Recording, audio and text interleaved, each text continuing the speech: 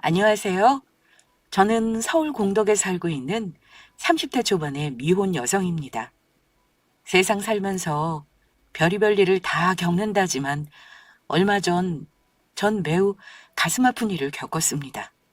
그와 더불어 뒤통수 제대로 맞은 어처구니 없는 일도 당했고요. 사람이 힘든 일을 겪게 되면 주변 사람이 진짜 내 사람인지 아닌지 알 수 있게 된다고 하던데 정말 그 말이 하나도 틀리지 않더라고요. 제가 갑작스레 겪게 된 시련에 저는 말도 못할 엄청난 수모를 겪게 되었으니까요. 바로 저희 예비 시어머니 때문이에요. 제가 대기업에 다닌다면서 저를 예뻐하시며 죽고 못 살아셨던 예비 시어머니는 저희 엄마가 희귀암으로 투병하게 되자 바로 태도가 돌변하였습니다. 예비 신랑과 만나게 된 곳은 마라톤 동호회에서였는데요. 그곳에서 알게 된 친한 지인이 자기 친구라며 새로 데려왔던 회원이 바로 예비 신랑이었던 것이었죠. 활기차고 건강한 이미지의 그 일을 보며 괜찮은 사람이라 생각했는데 예비 신랑이 먼저 저에게 다가왔던 것입니다. 보자마자 저에게 첫눈에 반했다면서요. 같은 취미를 가지고 있다는 것이 일단 좋았고 서로 주변 환경이나 조건이 아닌 사람 대 사람으로 대하면서 만나다 보니 서로를 순수하게 대할 수 있다는 것이 참 좋았던 것 같습니다. 그래서 저희 두 사람은 서로를 편하게 대할 수 있었고 빠르게 가까워질 수 있었던 것 같아요. 그렇게 시간이 흐르자 저희 두 사람은 자연스레 같이 미래를 함께하게 될 거라 무언의 믿음이 생기기 시작했습니다. 내가 결혼하고 싶은 여자가 생겼다고 하니까 엄마가 자기 좀 집으로 빨리 데리고 오라고 하셔. 자기 얼굴이 너무너무 궁금한가 봐. 그래서 하는 말인데 혹시 괜찮으면 이번 주에 우리 엄마 보러 우리 집에 안 갈래? 뭐? 우리가 아직 정식으로 결혼을 약속한 사이도 아니고 그래도 되는 거야? 자기 나한테 청혼도 안 했잖아. 그 청혼 당연히 해야지. 다만 어떻게 하면 자기 기억 속에 평생 남게 해줄 수 있을까 그 고민하느냐고 자꾸 준비하는 시간이 길어지네. 조금만 기다려봐. 내가 정말 평생 잊지 못할 멋진 청혼 자기한테 할 테니까. 그 말 정말 믿어도 되는 거야? 그럼 나만 믿고 조금만 기다려보라고. 그래서 일단 그의 말대로 예비 시댁에 먼저 인사를 드리러 가게 되었습니다. 예비 신랑이 대충 말해 집안 사정을 알고 있었는데 그이는 아버지가 안 계셨습니다. 예비 신랑의 말로는 그이가 갓난쟁이일 때 부모님께서 성격 차이로 이혼을 하셨다고 해요.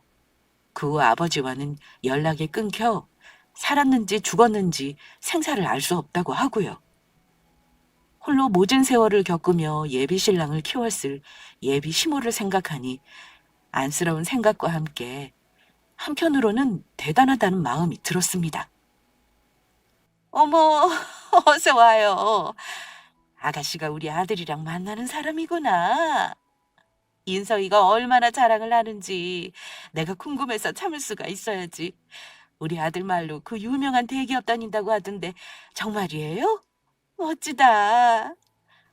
네, 어머니. 안녕하세요. 부족하지만 앞으로 잘 부탁드려요. 말씀도 편히 놓으시고요. 그래도 될까? 우리 앞으로 잘 지내봐요. 특히 예비 시어머니는 제가 대기업에 다니는 사실이 매우 마음에 드신 듯 보였습니다. 남자친구는 중소기업에 다니고 있었는데 제가 대기업에 다니니 시어머니가 보시기에 당신 아들보다 제가 좀 더 잘나 보였었나 봅니다.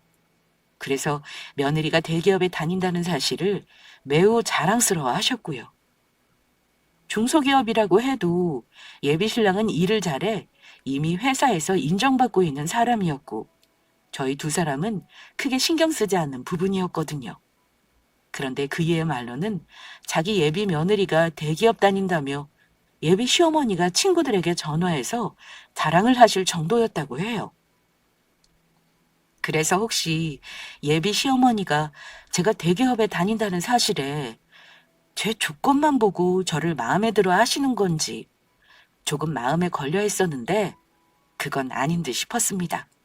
시어머니는 저에게 사람은 조건보다 사람 자체를 봐야 한다고 만날 때마다 말씀하셨거든요. 그러면서 제가 마음씨가 예뻐 보여 처음 봤을 때부터 마음에 드셨다고 하더라고요. 요즘 사람들은 속물처럼 이것저것 계산하고 조건 따진다고 하는데 우리 인성이 자체만 보고 결혼까지 생각하고 좋아해줘서 세아가 너한테 내가 얼마나 고마운지 모른다. 내가 더는 바랄 게 없어. 앞으로 두 사람 행복하게 잘 살기만 하면 돼. 남들이 뭐라고 그러든 나는 그렇게 생각한다. 아무리 세상이 변했어도 사람 마음보다 중요한 거 없다고 말이야. 두 사람 사랑만 있으면 어떠한 난관도 극복할 수 있다고 본다. 아가 너도 그렇게 생각하지? 그럼요, 어머니. 저도 어머니랑 같은 생각이에요. 그리고 전 인성 씨 능력 있고 멋진 사람이라고 생각해요. 인성 씨가 자기를 얼마나 사랑하는데요. 그러니 어머니 아무 걱정하지 마세요. 인성 씨랑 저 정말로 행복하게 잘 살게요. 그래, 그래. 우리 새아가가 최고다. 그리고 두 사람 혹시나 해서 하는 이야기인데 서로 한쪽이 힘들어져도 절대 버려선 안 된다. 사람 힘들어졌다고 버리면 그게 사람이니? 짐승이지. 특히 부부는 어떠한 고난도 함께하는 거다. 너희는 이미 일심동체라고. 네, 어머니, 명심할게요.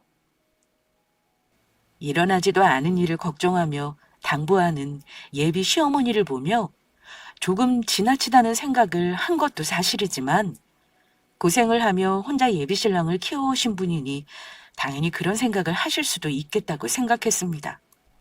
그러면서 한편으로는 이혼하고 혼자 그 일을 키우며 얼마나 고생이 많으셨기에 그런 말씀을 하시나 마음이 아프기도 했고요. 그러던 어느 날 예비 시어머니가 시댁으로 저를 부르더라고요. 그이와 저에게 중요하게 할 말이 있다면서요. 예비 시어머니는 제가 좋아한다며 된장찌개를 끓여주셨는데 식사 자리가 끝나자 바로 본론을 꺼내셨습니다. 나는 되도록 너희 두 사람이 빨리 결혼했으면 좋겠는데 너희들 생각은 어떠니? 나는 이번 가을이 좋을 것 같구나. 예? 가을이요? 결혼하려면 준비할 것도 한두 가지가 아니고 그러려면 시간이 너무 촉박할 것 같은데요. 그리고 아직 인성 씨 저희 부모님께 인사시켜드리지도 못했고요.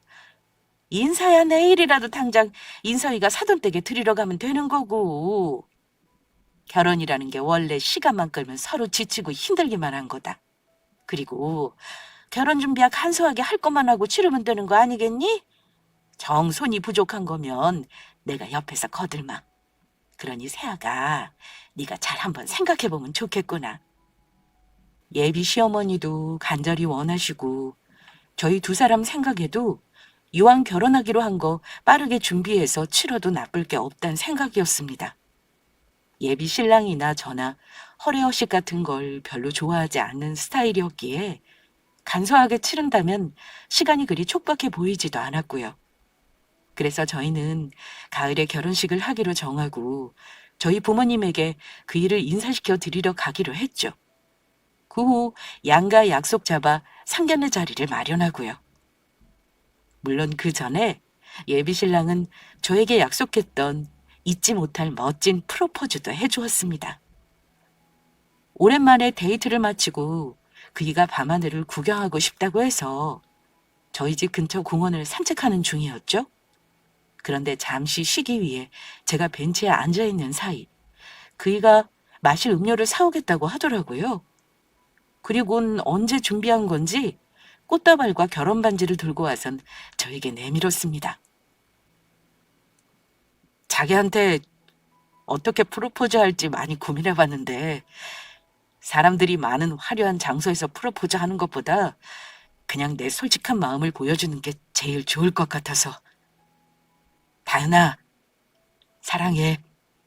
나랑 결혼해주겠어? 내가 평생 행복하게 해줄게. 저는 기꺼이 그이의 프로포즈를 받아들였습니다. 저 또한 살면서 그이를 행복하게 해주겠다고 약속을 하였죠. 그때까지만 해도 모든 것이 정말 순조로워 보였습니다. 그 일이 터지기 전까지는 말이에요. 예비 신랑과 저희 부모님께 인사드리러 가기 며칠 전, 믿기지 않은 일이 저에게 벌어지고 말았던 것입니다. 저희 엄마가 최근 들어 몸살에 자주 걸리면서 병원을 자주 들락거리셨는데 새벽에 갑자기 심하게 열이 오르며 식은땀을 흘리시더니 쓰러지고 만 것입니다. 아빠와 저는 엄마를 데리고 급하게 병원 응급실에 가게 되었고 병원에서 청천벽력 같은 소식을 듣게 되었습니다. 엄마는 사실 젊은 시절 위암에 걸려 고생하신 적이 있었습니다. 엄마는 암을 치료받으며 체력이 많이 떨어지긴 했지만 다행히 위암 2기였고 무사히 완쾌할 수 있었죠. 그런데 이번에는 엄마가 악성 림프종이라는 혈액암의 일종인 희귀암에 걸렸다는 이야기였습니다. 자기야, 이제 우리 엄마 어떡해? 나 엄마 잘못 때문에 살 수 없을 것 같아. 걱정하지 마. 자기 곁엔 내가 있잖아. 우리 힘내보자. 장모님 꼭 나으실 수 있을 거야. 병원에선 엄마가 악성 림프종 4기라고 했지만 그나마 다른 암에 비해 예후가 좋다는 말에 저희 가족은 끝까지 희망을 놓지 않기로 했습니다. 하지만 지금 입장에선 저희 상견례는 미룰 수밖에 없었죠. 엄마가 아픈 상태에서 어차피 불가능한 일인데다 일단은 엄마가 무사히 치료를 받을 때까지 안정을 취하는 게 제일 중요한 것이었으니까요. 그 일로 제가 예비 시어머니께 미안해하자 그이는 걱정하지 말라고 하더라고요. 예비 시어머니에게는 자기가 잘 말해 놓을 테니 저희 엄마 돌보는 데 집중하라고 하면서요. 그의 말에 저는 힘을 얻을 수 있었습니다. 예비 시어머니가 저를 찾아오기 전까지는 말이에요. 엄마의 간병을 위해 저는 연차를 내고 상주 보호자로 병원에 있었는데 그런 저를 예비 시어머니가 찾아온 것입니다. 그래서 저와 시어머니는 병원 안에 있는 카페에서 차를 마시게 되었죠. 그래, 앞으로 어떻게 할 생각이니? 어머니, 저희 엄마 때문에 걱정 많으셨죠? 죄송해요. 일단 저희 엄마 열심히 치료받고 계시고 조금만 기다려주시면 상견례 자리 다시 마련할 수 있을 거예요. 엄마도 저 결혼하는 거 꼭 봐야겠다면서 어떻게 해든 나으실 거라고 저랑 약속하셨거든요. 네 엄마가 어찌 되든 말든 나랑은 상관없는 일이고 내가 하고 싶은 말은 앞으로 우리 아들이랑 어쩔 셈인지 묻고 있는 거다. 솔직히 이런 상황에서 너희 두 사람 결혼하는 건 난 아니라고 본다. 너도 양심 있으면 잘 생각해보는 게 좋을 거다. 어머니, 양심이라니요? 나는 너희 두 사람 결혼, 너희 엄마 암 치료받는 거 보고 결정하기로 했으니까 그렇게 알라는 소리다. 솔직히 지금 결혼하면 우리 아들이 안 걸린 네 엄마까지 돌봐야 할 텐데 설마 지금 네 엄마를 우리 아들 보고 책임지라는 건 아니겠지? 너희 두 사람 아직 결혼도 안 했으니 생판 남이나 마찬가지인데 어디 귀한 남의 아들한테 독박 씌우려고? 아무튼 너희 두 사람 결혼하는 건 네 엄마 차도 보고 결정할 테니까 그렇게 알아라. 저희 엄마가 많이 아프신 상태이니 어차피 결혼식은 당연히 미뤄야 할 것 같지만 저희 두 사람 결혼을 저희 엄마 차도 보고 정하신다니요. 그러면 저희 엄마 암이 안 나으면 저희 두 사람 결혼 허락 못 하시겠다는 말씀이세요? 그야 당연한 거 아니니? 아, 그리고 오늘 나 찾아온 건 우리 인성이한테 비밀로 해야 한다? 너희 결혼 미루는 거 네 스스로 결정해서 정한 걸로 하라는 소리다. 괜히 네 일로 나 나쁜 엄마 만들어 우리 모자 사이 갈라놓을 생각 말고 그랬다가는 정말로 내가 가만히 있지 않을 테니까. 내 말 알아듣겠니? 예비 시어머니의 말은 너무도 충격적이라 저는 예비 시어머니가 떠난 후에도 멍한 얼굴로 한동안 자리에 앉아 있었습니다. 언제는 저희 두 사람이 빨리 결혼했으면 좋겠다며 결혼식까지 앞당기려 했던 분이 저희 엄마가 아프다는 말에 바로 돌변해버리고 말았으니까요. 그래도 예비 시어머니 입장에서는 당연히 그럴 수 있다는 생각에 그이에게 말하지 않고 넘어가려 했습니다. 그이가 저와 결혼하게 되면 저희 엄마에 대해 더 많이 신경 쓰게 될 텐데 자기 자식이 고생하는 걸 좋아할 부모는 세상 어디에도 없으니 말이에요. 그래도 갑작스레 변한 예비 시어머니 태도가 마음에 걸렸던 것은 사실이었던지라 가만히 있을 순 없겠더라고요. 병원에서 아빠와 상주 보호자 교대 후 시간을 내 예비 시어머니에게 연락해 시댁으로 찾아갔었습니다. 그이와 헤어질 생각이 없었던지라 예비 시어머니와 얼굴을 붉히며 지낼 필요가 없다는 생각에 마음도 풀어드릴 겸 찾아갔던 것이죠. 그런데 예비 시어머니가 밖에 나갔다 오면서 문을 잘못 닫았는지 현관문이 조금 열려 있었고 저는 우연히 그 사이로 예비 시어머니가 친구와 통화하는 소리를 듣게 되고 말았습니다. 그것도 모르고 우리 아들 장가 보내서 고생시킬 뻔했지 뭐야. 재수 없는 년은 뒤로 넘어져도 코가 깨진다고 정말 큰일 날 뻔했어. 처음엔 며느리 될 아이가 대기업 다닌다고 해서 좋아했는데 이게 웬 쪽팔인지. 난 우리 아들 고생하는 꼴 절대 못 봐. 그래서 말인데 주변에 괜찮은 참한 아가씨 있으면 우리 아들 좀 소개 좀 시켜줘봐. 대기업처럼 좋은 직장 안 다녀도 되니까 부모님 전부 건강하고 직장 다녀서 꼬박꼬박 월급 잘 타오는 아가씨로. 이왕이면 아가씨 부모도 재산 좀 있었으면 좋겠다. 나도 사돈 떡 좀 보게.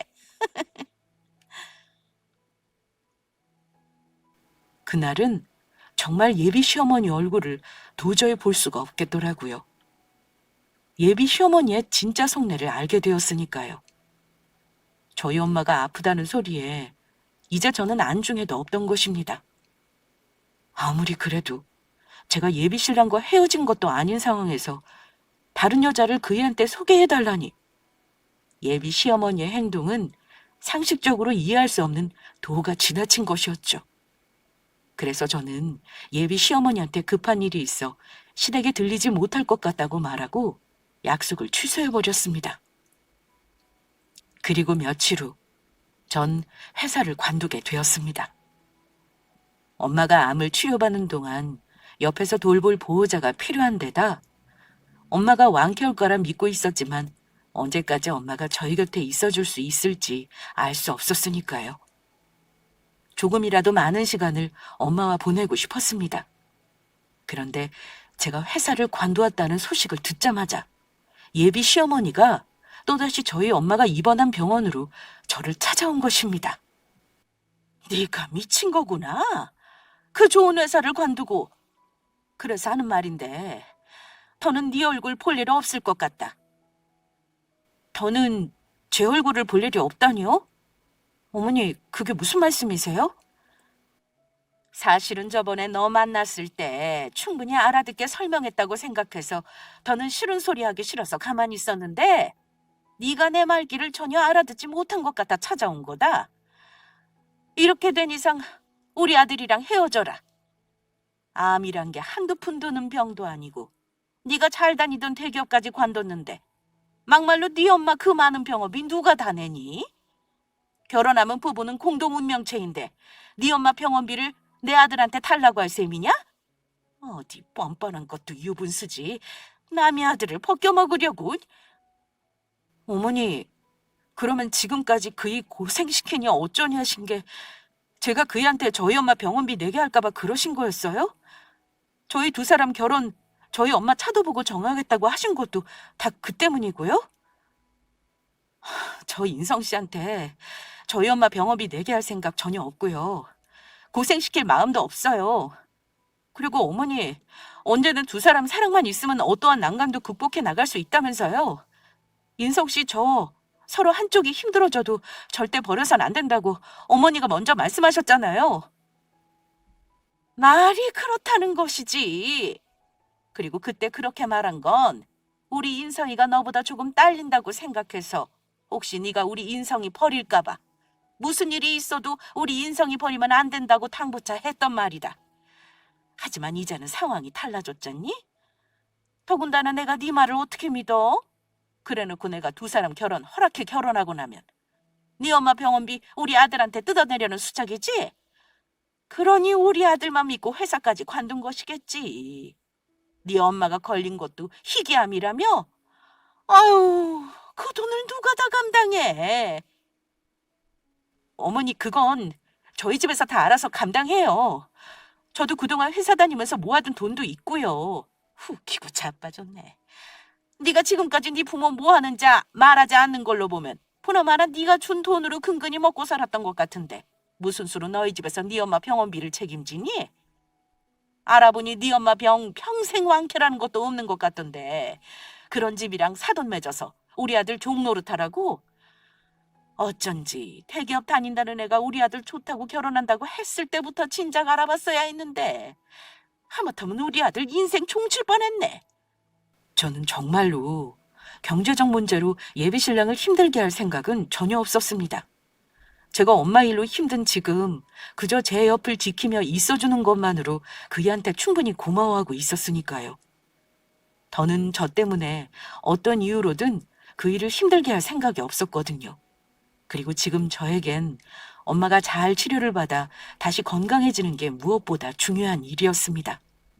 그런데도 시어머니는 자기 아들이 저한테 코가 꿰어 저희 엄마 병원비를 내게 될까봐 전전긍긍하며 저희 두 사람의 결혼을 반대했던 것입니다. 게다가 제가 대기업에 다니며 저희 엄마가 아프지 않을 때만 해도 두 사람의 마음이 중요한 거라고 했던 사람이 저희 엄마가 편찮으시게 되자 헤어지라며 윽박을 지르러 온 것입니다. 그것도 저에게 마구 악담을 퍼부으면서요. 예비 시모의 말에 큰 상처를 받은 것도 사실이었지만 그보다는 예비 시모에 대한 실망감이 더 컸습니다. 하지만 그렇다고 예비 시어머니와의 일을 예비 신랑에게 솔직히 털어놓기도 힘들었습니다. 힘든 저의 곁을 지키며 가장 가까이서 응원하고 있는 사람한테 차마 상처되는 말을 할 수가 없겠더라고요. 그런데 그럴수록 시어머니의 괴롭힘은 더해갔죠. 네가 뭔데 아직 우리 아들 옆에 붙어 있는 건데? 당장 헤어지지 못하겠어? 죄송한데 어머니, 저 인성 씨랑 헤어질 수 없어요. 우리 두 사람 많이 사랑하고 있고 어머니가 조금만 기다려주시면 저희 엄마도 곧 완쾌하실 거예요. 완쾌 좋아하시네. 너 우리 아들이랑 네 엄마 중 선택하라면 우리 아들 선택할 수 있니? 선택이라뇨? 둘 중 하나만 선택하란 소리다. 정 우리 아들이랑 헤어지기 싫으면 네 엄마 버리고 우리 아들이랑 결혼하든지. 네 엄마가 내일이라도 당장 죽으면 우리 아들이 고생할 일도 없고 상관없겠지만 지금은 그게 아니지 않니? 그러면 네가 우리 인성이를 선택하든 네 엄마를 선택하든 둘 중에 하나를 해야지. 안 그러니? 네가 우리 아들 벗겨먹으려는 뻔한 그 수작을 내가 모를 줄 알고? 이 여우 같은 것. 예비 시어머니의 말처럼 제가 예비 신랑을 벗겨먹을 일은 절대 없었습니다. 말을 안 했을 뿐이지 저희 집은 제법 사는 형편이었거든요. 저희 아빠는 유명한 소설가로 이미 인세만으로도 평생 먹고 살 만큼의 돈을 벌고 있는 상태였고 그동안 모아둔 인세로 건물까지 사 건물 임대료까지 받고 있어 펑펑 돈을 쓴다고 해도 아무 문제가 없는 형편이었습니다. 그러나 그 사실을 알리 없는 예비 시어머니는 그 돈 문제로 저희 두 사람의 결혼을 반대하며 저를 괴롭히고 있던 것이었습니다. 진작 그 사실을 밝히려고 했지만 그 전에 저를 찾아와 괴롭히는 시모 때문에 그 사실을 밝힐 여유가 없었습니다. 게다가 이미 예비 신랑에게는 저희 집에 대해 이야기해서 저희 아빠가 유명한 소설가란 사실을 알고 있었고요. 다만 그이가 볼 때 저희 두 사람 결혼하는데 그 부분은 크게 중요하지 않다고 생각해서 예비 시어머니에게 그 말을 하지 않은 것 같았습니다. 그런데 예비 시모가 그렇게 가고 나니 고민은 하게 되더라고요. 그이는 상관없다며 괜찮다고 했지만 돈 문제는 아니더라도 제가 정말로 제 엄마가 아픈 일로 그 사람까지 힘들게 하고 있는 건 아닌가 하고요. 엄마가 언제 나을지도 모르는 상황이고 저 때문에 그 사람이 힘든 것이라면 그 일을 위해 보내줘야 한다는 생각이었습니다. 더욱이 예비 시어머니의 괴롭힘에 저도 한계가 오고 있었으니까요. 저희 집이 잘 산다는 사실을 알게 된다면 예비 시어머니가 어찌 돌변할지 그 후도 갑자기 겁나기 시작했습니다. 그러던 어느 날 기어이 일이 터지고 말았습니다. 병원 앞으로 예비 시어머니가 갑작스레 저를 찾아온 것입니다. 기다리고 있을 테니 당장 밖으로 나오라고요. 나오지 않으면 제가 나올 때까지 병원 앞에서 기다리겠다고 하더라고요. 코로나 문제도 있었고 병원에서 면역력이 약한 환자들을 생각해 상주 보호자 외엔 외출이 금지되어 있었는데요. 다행히 그날은 아빠와 상주 보호자를 교대하는 날이라 병원 밖으로 나갈 수 있었죠. 그런데 병원 앞에서 저를 기다리던 예비 시어머니는 저를 보자마자 저의 머리끄덩이를 붙잡는 것이었습니다. 내년이 아주 우리 아들을 벗겨먹으려고 작정을 했구나. 네가 뭐라고 했기에 갑자기 아들놈이 너랑 결혼하겠다고 하는 건데 되도록 빨리 준비해서 두세 달 안으로 결혼을 하겠다고 하는구나. 어머니, 이게 무슨 짓이에요?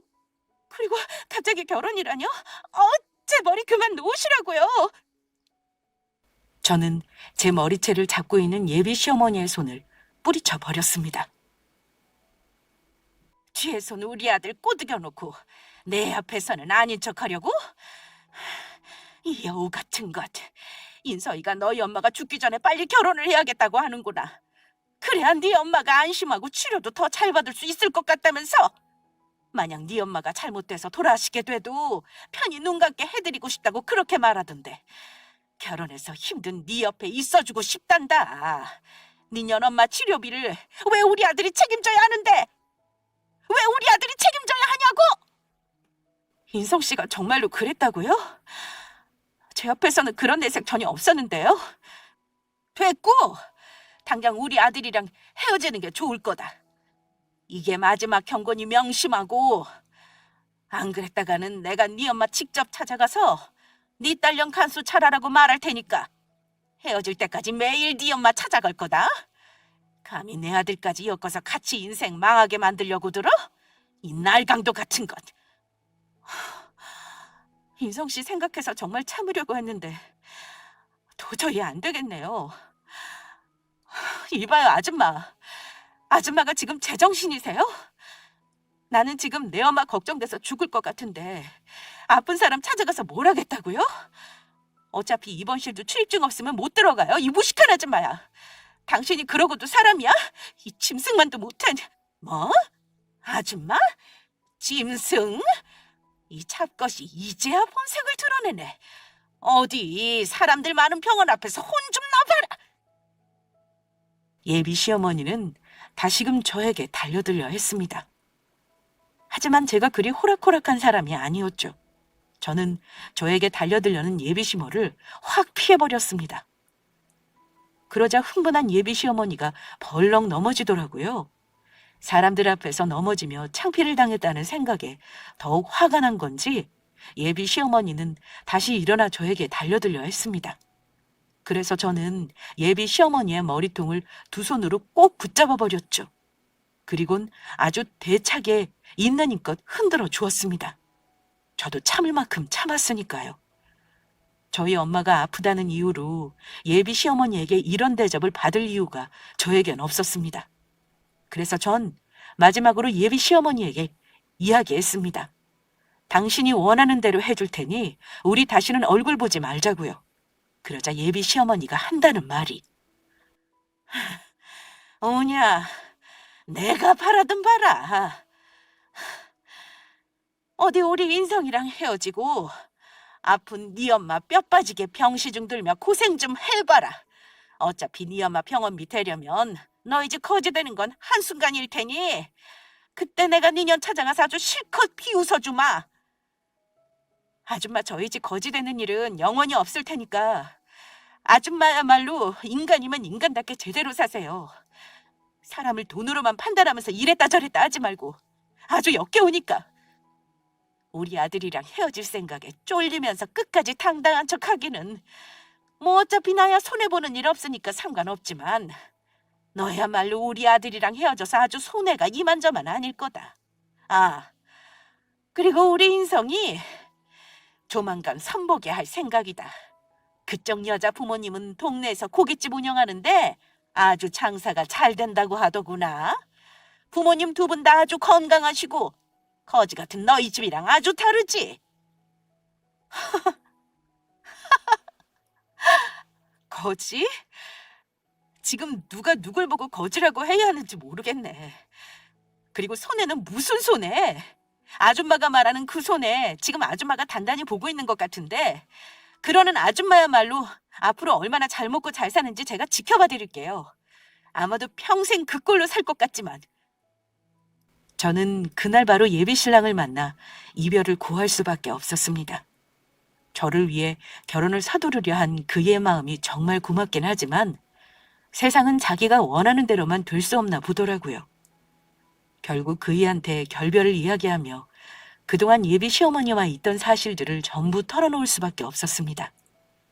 제가 예비 시어머니의 머리통을 잡고 흔든 건 잘못한 것이지만 그 전에 시어머니가 저를 찾아와 제 머리끄덩이를 잡는 순간부터 이미 되돌아올 수 없는 강을 건넌 것이었으니까요. 지금 해결 방법은 저희 두 사람이 헤어지는 것밖에 없더라고요.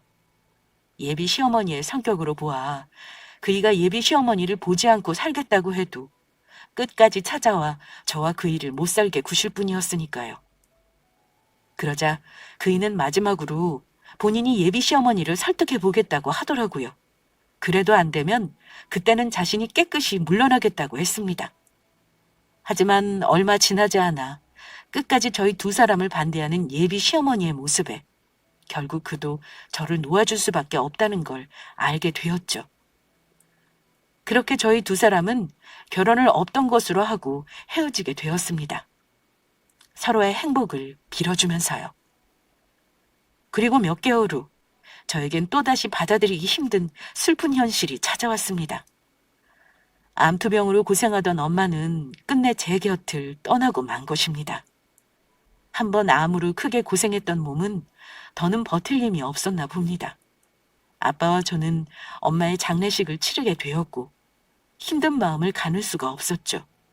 그런데 엄마의 장례식장에서 절대 보고 싶지 않은 뜻밖의 인물과 마주치게 되었습니다. 엄마의 빈소를 나와 잠시 화장실로 가던 중 우연히 예비 시어머니와 만나게 된 것이죠.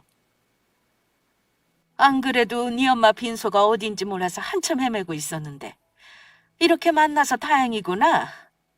파혼은 했지만 아무리 그래도 우리 아들이랑 결혼하려고 했던 여자 부모님이 돌아가셨는데 모른 척하긴 뭐해서 찾아왔다. 내가 너 생각해 조의금도 조금 챙겨왔어. 네 엄마 병원비 때문에 돈도 많이 들었을 텐데 내가 보태준 조의금이면 아마 내겐 큰 돈일 거다. 어차피 돌려줄 생각이었지만 예비 시어머니가 저를 생각해 챙겨왔다는 그 큰 돈이 도대체 얼마이기에 저리도 생색을 내는지 확인하고 싶어 봉투를 받아 열어보게 되었습니다. 그러자 봉투 안에는 5만 원짜리 지폐 한 장이 달랑 들어있더라고요. 그 돈이 저에게 큰 돈이라 생각했더니 예비 시어머니가 저를 어떻게 생각하는지 여실히 느껴졌죠. 그래서 저는 그 5만 원이 든 봉투를 예비 시어머니에게 돌려주며 말했습니다. 이런 거 필요 없으니 이 돈 가지고 돌아가세요. 그리고 다시는 얼굴 안 봤으면 좋겠네요. 좋으면서 튕기기는. 너한테는 지금 상황이 5만 원도 큰 돈 아니니? 회사까지 관두고 네 엄마 병원비 쓰느라 보나마나 빚도 많이 졌을 텐데. 안 그러니? 이런 일로 자존심 세울 필요 없다. 그래, 내가 선심 쓰마. 이왕 이렇게 된 거 내가 못 본 척 해줄 테니까 이 5만 원 얼른 가지고 가거라. 이 아줌마가 진짜 지금 저희 엄마 장례식장까지 찾아와서 행패 부리시는 건가요? 다 필요 없으니 아줌마나 그 대단한 거금을 여시나 사드시라고요. 뭐? 지금 나보고 연 먹으라고 그런 거냐? 네 엄마 장례식장이라 내 오늘은 참겠지만 다음부터는 국물도 없을 줄 알아라. 알겠니? 그런데 오늘 보니까 유명한 사람 마누라도 죽어서 여기서 장례식을 치르나 보더라. 아주 잘 나가는 소설가라고 하던데. 책도 많이 팔아서 건물도 있고 재산도 아주 많다고 하더라. 우리 아들이랑 비슷한 또래 외동딸도 하나 있다고 하던데. 그 소설가 딸이랑 결혼하는 남자는 아주 봉잡은 거겠어. 우리 아들도 그런 여자를 며느리감으로 데려왔어야 했는데 뭐 이 거지 같은 것을 데리고 와서는 아휴, 그런 교수는 누가 데려가는 건지 부러워 죽겠네. 어디 유명한 소설가 마누라 빈소는 어떻게 생겼는지 구경이나 좀 해봐야겠다. 예비 시모가 말하는 걸 듣는 순간 부러워 죽겠다는 사람이 바로 저라는 사실을 알겠더라고요. 그러나 전 그 사실을 알려주지 않았죠. 이미 끝난 사이고 그런 사실까지 예비 시어머니에게 친절히 알려줄 마음이 없으니까요. 그래서인지 엄마 빈소로 향하는 절 예비 시어머니가 따라오더니 저희 엄마 빈소 앞에서 저를 붙잡는 것이었습니다. 너는 뭐하러 이쪽으로 가니? 가려면 네 엄마 빈소로 가야지. 혹시 너도 그 유명하다는 소설가 마누라 빈소가 어떻게 생겼는지 궁금해서 구경하려고 그러는 거니? 미쳤어요? 지금 저희 엄마가 돌아가셨는데 남의 집 빈소를 구경하게? 여기가 저희 엄마 빈소라서 여기로 온 거라고요. 그게 무슨 말이니? 여기가 죽은 너희 엄마 빈소라고? 그러면 지금 그 찬란 소설가 양반 외동딸이 너라도 된다는 거야? 설마? 아유, 지금 너 내가 네 엄마 아픈 것 때문에 우리 아들놈이랑 헤어지게 만들었다고 억하심정에 그러는 것 같은데 금세 들통날 거짓말은 안 하는 게 좋을 거다. 내 앞에서 얼마나 더 창피를 당하려고 그런 말도 안 되는 거짓말을 하는 게냐? 아주 꼴값을 떨고 있네. 꼴값은 아줌마가 떨고 있는 거지. 당신이 무슨 자격으로 감히 우리 엄마 장례식장에 찾아온 건데 우리 엄마 장례식 망치지 말고 당장 꺼지는 게 좋을 거야. 당신 그 더러운 발 절대 우리 엄마 빈소에 못 들여놓게 할 테니까. 우리 엄마 안 걸렸다고 무시하고 악담까지 퍼부을 때는 언제고. 당장 사람 불러서 쫓아내기 전에 꺼져. 그러면 정말로 네가 그 유명한 소설가분 딸이라는 거냐? 정말로 네가 부잣집 따님이라고? 어머, 그걸 이제 아셨어요? 맞아요. 그 유명한 소설가분이 저희 아빠예요. 당신이 우리 엄마 아플 때 나한테 한 거 생각하면 아직도 이가 갈려. 나중에 결혼하겠다고 병원으로 찾아와 예비사위까지 인사시킨 딸이 갑자기 결혼을 안 하겠다는 소리에 우리 엄마가 얼마나 속상해하셨는지 알아? 내가 엄마 때문이 아니라고 해도 당신 때문에 그런 거 눈치채고 괴로워하셨다고. 반대할 거면 진작 반대하던지. 난 당신 절대 용서할 수 없어. 영원히 용서 못해.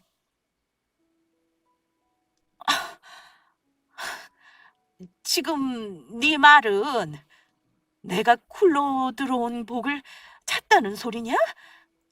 내가 우리 아들 인생을 아주 제대로 망친 거라고 말하는 거냐고? 아가, 내가 잘못했다. 그러니 우리 아들이랑 다시 시작하면 안 되겠니? 난 네가 잘 다니던 대기업 직장도 관두고 가난한 집 딸인 줄 알고 그랬던 건데 이보다 더 좋은 소식이 어디 있니? 어쩐지 돈이 있어서 회사 관두고 네 엄마를 돌보았던 거구나. 내가 당장 우리 아들 불러서 둘이 결혼하라고 이야기하마. 그러니까 너희 두 사람 다시 시작해라. 자다가 봉창 두드리는 소리하고 자빠졌네. 아줌마, 이미 비행기 떠난 지 오래예요. 지금 누굴 호구로 하나. 당신이 우리 집 재산 보고 결혼 허락하려는 속셈을 뻔히 하는데 내가 미쳤다고 당신 같은 사람을 시어머니를 두려워할 것 같아? 당신이라면 당신 같은 시어머니가 있는 집안에 자식 시집 보낼 수 있겠어? 당신은 아픈 우리 엄마 가슴에 대못 박은 사람이야. 당장 내 눈앞에서 사라지지 못하겠어? 당신이 나한테 그랬지? 사람 힘들 때 버리면 그건 사람이 아니고 짐승이라고. 아줌마가 바로 그 짐승이야. 아가, 그러지 말고 내가 전부 사과하마. 그동안 너 못 살게 군 것도 네 엄마한테 악담하며 네 집안 무시한 것도 전부 미안했다. 그러니 제발 한 번만 기회를 주거라. 아픈 뒤 엄마도 죽었겠다. 이제 걸린 것도 없잖니. 제발, 제발 부탁하마. 아줌마가 그런데도 아직도 정신을 못 차리고. 저는 예비 시어머니의 말을 더는 듣고 싶지 않아 사람을 불러 예비 시어머니를 장례식장 밖으로 쫓아내려 했습니다. 그런데 그때 모든 이야기를 엄마 빈소에서 듣고 있던 아빠가 밖으로 나오셨습니다. 당장 내 딸한테 떨어지지 못하겠어? 감히 내 아내 장례식장에서 그것도 내 딸한테 무슨 짓이야? 사돈. 안녕하세요. 저희 처음 뵙는 것 같은데 정말 반갑습니다. 드디어 이렇게 얼굴을 뵙게 되네요. 사돈 같은 소리하고 있네. 우리 집사람 암투병할 때 당신이 우리 딸을 얼마나 괴롭혔는지 내가 다 듣고 똑똑히 기억하고 있다고.